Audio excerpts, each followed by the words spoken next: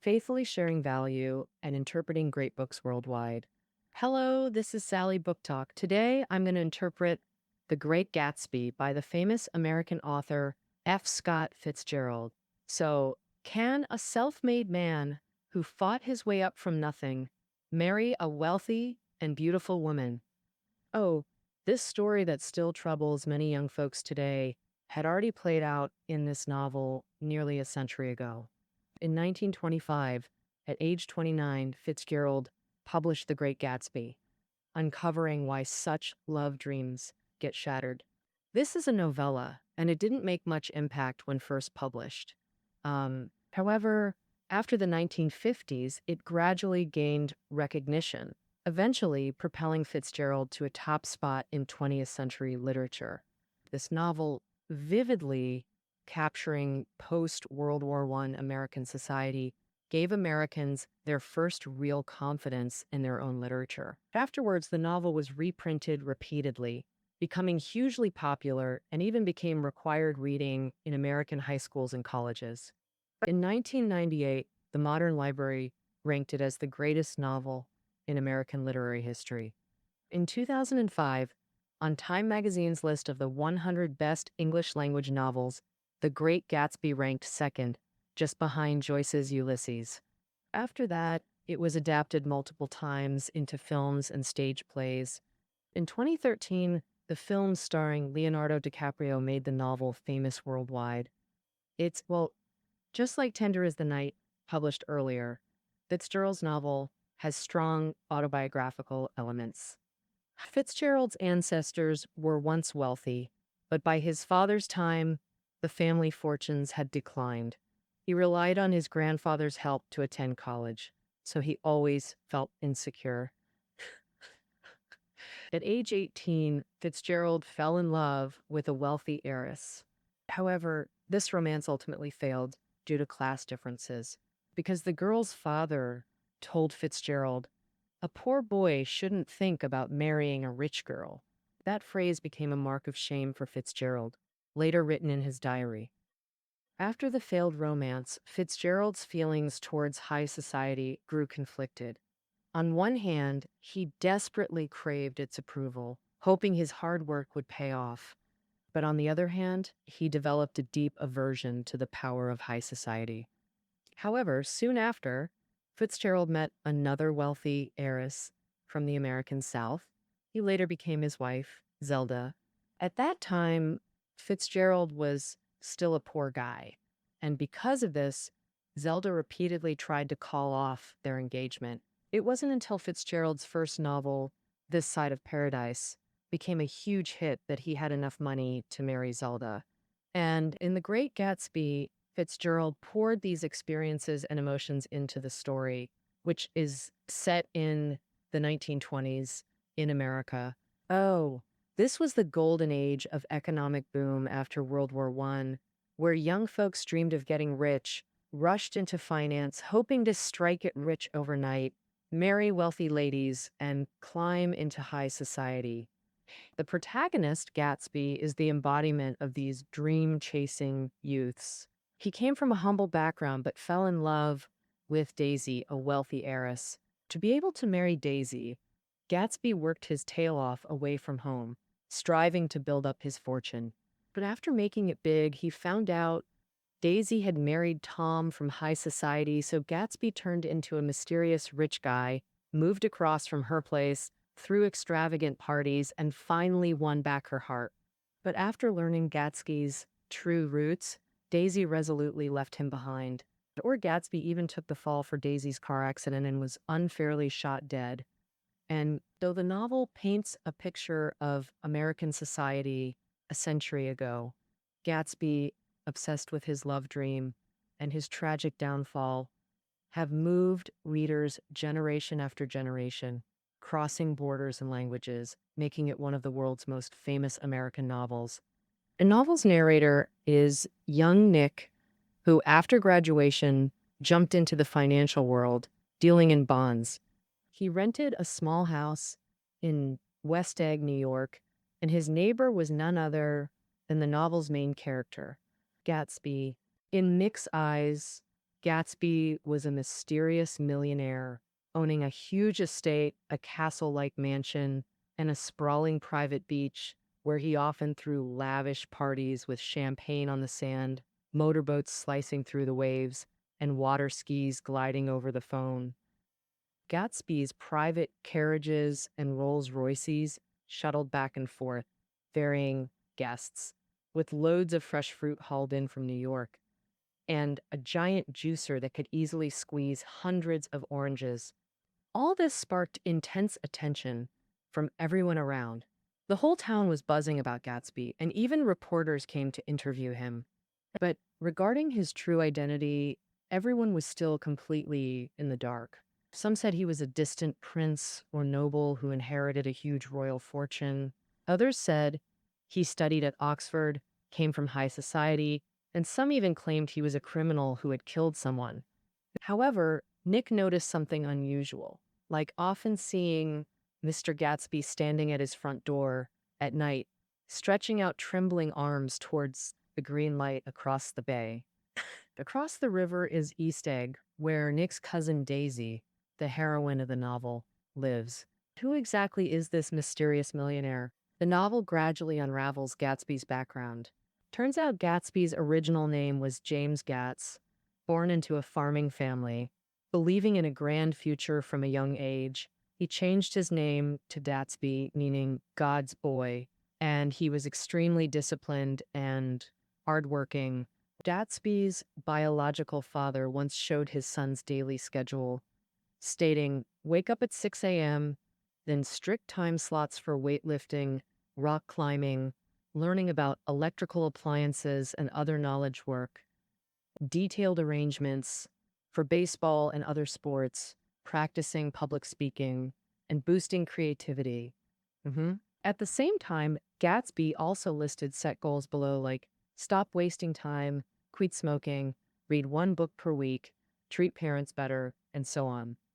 After World War I broke out, Gatsby joined the army and fell in love with Daisy, a wealthy heiress, while stationed there. This romantic experience made him determined to become wealthy, because only then would he be qualified to marry Daisy. To achieve this dream, Gatsby embarked on a journey to seek wealth. Oh, post-World War I, America entered an economic boom where it seemed like opportunities to get rich lurked everywhere. The myth of rags to riches inspired ordinary American youths, and Gatsby was a representative of that group at the time. They came from humble beginnings but hoped to accumulate wealth through hard work. So how did Gatsby achieve his dream of getting rich? The novel subtly reveals it was through bootlegging liquor and other such activities. In 1919, the 18th Amendment to the U.S. Constitution passed the Prohibition Act, making the entire 1920s the Prohibition era. But people soon realized alcohol couldn't be banned, so bootleggers emerged, making fortunes and even spawning organized crime gangs. Gatsby accumulated his wealth through bootlegging, but Daisy couldn't wait for him. As the saxophones played again, as bright faces and gold-silver dancing shoes shimmered, Daisy left her old feelings behind, began dating men frequently, and the following year married the wealthy Tom. Tom came from a prestigious family, graduated from Yale, and was genuine upper class. Their wedding was grand and luxurious. Tom reserved 4 train cars for 100 guests, rented an entire floor at the most luxurious Hotel Moelbach, and gave Daisy a $350,000 pearl necklace as an engagement gift. But just the night before the wedding, Daisy received a letter from Gatsby, throwing her into turmoil. She got dead drunk, cried while pulling out that expensive pearl necklace, and told her friend, "I've changed my mind. I'm not marrying Tom. Let's return these pearls to whoever owns them." However, this was just a small episode. The next day, Daisy still married Tom smoothly. After marriage, Daisy soon discovered Tom fooling around everywhere. Her best friend even saw him cheating with a hotel waitress. Less than an hour after Daisy's daughter was born, Tom disappeared. Daisy repeatedly complained to her cousin Nick, "I've really had enough of this life. They kept moving cities to escape Tom's mistresses, from Chicago to finally settling in East Egg. But even in East Egg, Tom remained restless, starting an affair with Mrs. Wilson, the garage owner's wife. Nick finally understood. All those extravagant parties were Gatsby's attempts to catch Daisy's attention. But Gatsby's parties lasted all summer without him ever seeing Daisy at any of them. So Gatsby begged his neighbor Nick to invite cousin Daisy over, allowing their reunion without it seeming too abrupt. Moved by Gatsby's devotion, Nick agreed to help. Gatsby was thrilled. To prepare for meeting Daisy, he specially sent gardeners to trim Nick's lawn and even delivered an ornate greenhouse. On the scheduled day, Gatsby arrived at Nick's house 2 hours early.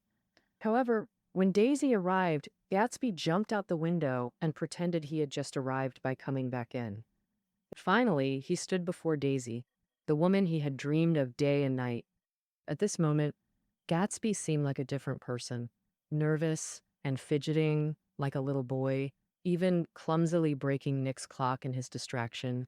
But once he finally began talking normally with Daisy, a huge transformation came over Gatsby. He literally radiated a new happiness emanating from him that filled the entire little room. He then invited Daisy to his home. After waiting so long, he finally had the chance to show her everything he owned. The vast gardens, the imposing mansion, and the luxurious furnishings in every room. All along the way, Gatsby's eyes never left Daisy, as if he were reevaluating everything he owned based on her reactions, because it all existed for her. In the medieval-style corridors, the classical music hall, the antique bedrooms, before the pure gold grooming sets, vibrant flowers and mountains of exquisite clothes, Daisy was overwhelmed. Suddenly, as if holding back for too long, she buried her head in piles of high-end clothing and burst into sobs. Gatsby had waited 5 years. From this moment on, he had finally reclaimed his beloved. Gatsby was like Icarus from Greek myth, attaching wings with wax, chasing his love and dreams as desperately as chasing the sun. To prevent gossip, Gatsby replaced all his servants, just to love Daisy quietly.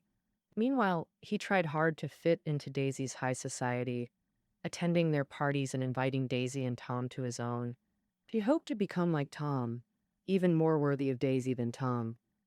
But he couldn't escape Tom's contempt and mockery. And at one gathering, Tom deliberately provoked him. Tom said, "Mr. Gatsby, I hear you attended Oxford." Gatsby was embarrassed because he'd only been sent to Oxford for a few months during his army service, so he replied, "Yes, I went there." Tom then pressed on relentlessly. Gatsby explained about Oxford. "It was 1919. I only stayed 5 months, so I never claimed to be an Oxford scholar." When Daisy sensed Tom's sarcasm and urged restraint, Tom flushed red. "Restrained?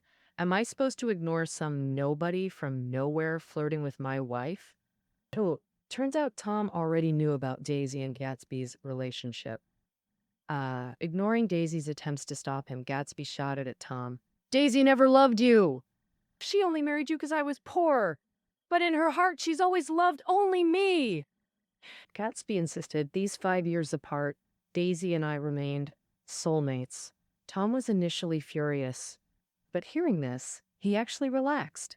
That soulmate bond Gatsby cherished so much? To Tom, it was worthless. He knew Daisy valued wealth and status above all.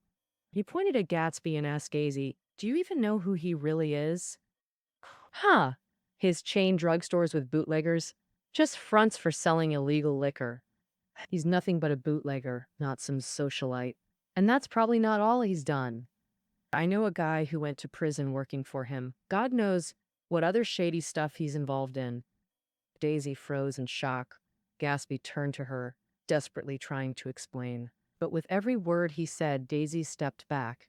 His fortune built on bootlegging, this shattered her. In Daisy's terrified eyes, Gatsby saw all her courage to leave Tom vanish like smoke. After the gathering, a distraught Daisy ran over Tom's mistress, Mrs. Wilson, with her car. As speculation swirled about who did it, Gatsby took the blame. letting everyone believe he was the driver. Meanwhile, he kept vigil outside Daisy's house all night, terrified Tom might harm her. But Daisy felt no gratitude nor any worry for Gatsby. She sat quietly at their lavish dining table, listening as Tom plotted their next move. Although Tom had affairs, his mistress was now dead. Though Daisy had an affair with Gatsby, she'd now returned to Tom. This high society couple was even. By pinning the car accident on Gatsby, they could wash their hands clean of all blame. As the novel closes, Gatsby waits by the phone for Daisy's message, hoping she'll leave Tom for him. Sadly, he didn't get Daisy. He got Wilson, coming to avenge his wife. After the gunshot, Gatsby died, his ideal love costing his life. Wilson then shot himself. East Egg and West Egg are modeled after Long Island, New York. East Egg, where Daisy and Tom live, refers to the East End. This is where the upper bourgeoisie live, with luxurious colonial architecture representing established old money New Yorkers. Gatsby lived in West Egg. He built an opulent modern mansion representing new wealth. But as nouveau riche, Gatsby couldn't enter East Egg's hereditary territory. And he was never truly accepted by Daisy and Tom's circle. Daisy possessed all the traits to enjoy decadent upper-class life. Enchanting looks, musical voice, passionate and alluring. During her girlhood, when first meeting Gatsby, Daisy was genuinely smitten. Gatsby's light kiss made her bloom like a flower. At their last meeting before Gatsby left, she clung to him, yearning for his return. But her environment and class dictated she could only wait 1 year.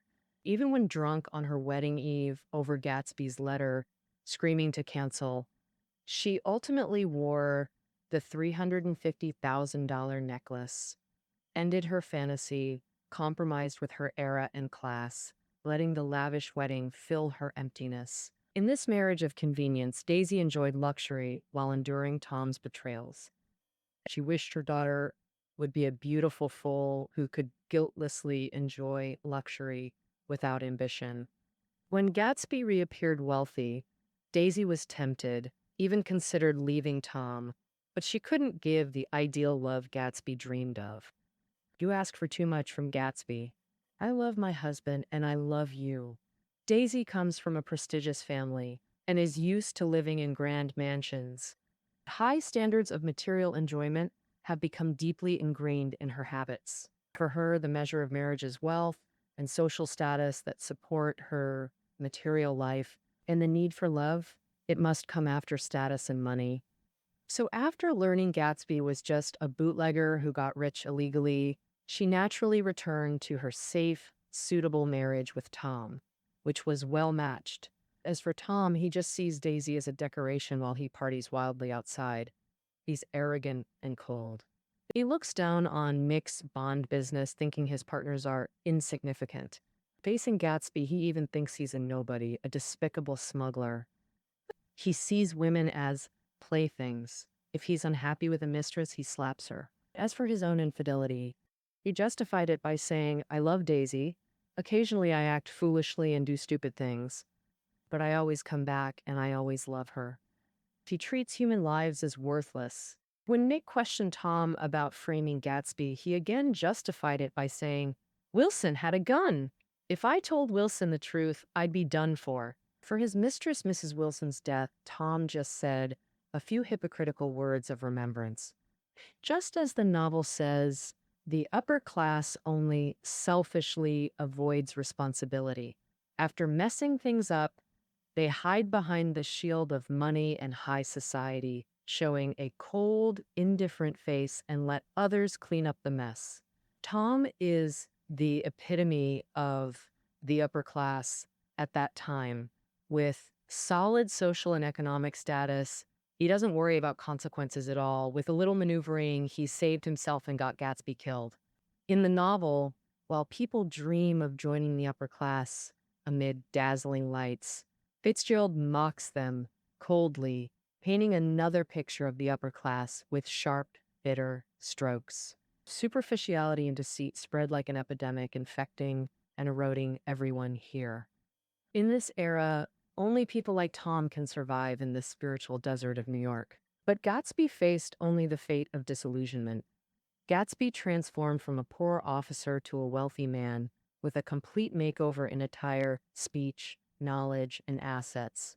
His lavish parties attracted celebrities from all walks of life, even making Daisy exclaim, "I've never met so many famous people." He worked hard to get closer to Daisy and fit into high society, but he was fundamentally out of place in that era. Extravagant parties and materialistic frenzy weren't Gatsby's ultimate pursuit. He couldn't adopt Tom's selfish cruelty. He'd never walk away after a car crash, leaving others to clean up. Gatsby's tragic death stood in stark contrast to the selfish upper class and materialistic society of that time. Among the masses, narrator Nick had the clearest mind, knowing wealthy men like Tom, living in luxury, were often spiritual beggars. Gatsby's greatness lay in his devotion to love's ideal. While Daisy abandoned love for status, he pursued pure youthful love, sacrificing all wealth, even life. That green light, reflecting the past era, symbolized Gatsby's hope, the ideal love he yearned for. Nick sang an elegy for the Great Gatsby, speaking for Fitzgerald himself. Gatsby's death amplified the novel's tragedy. Beautiful things fade while selfish elites endure. As at the novel's end, Nick returns to Gatsby's mansion, remembering that dream-driven young man. Gatsby didn't know his dream had stranded him in a chaotic city. He still believed in that green light and a receding future. He wanted to run faster, reach farther, seeing that life-changing dream within grasp. He believed one bright morning he'd seize that green light symbolizing a beautiful future. The novel closes with this profound line. So we beat on, boats against the current, borne back ceaselessly into the past. All right, that wraps up our interpretation of The Great Gatsby. Find listening notes below the audio. See you tomorrow.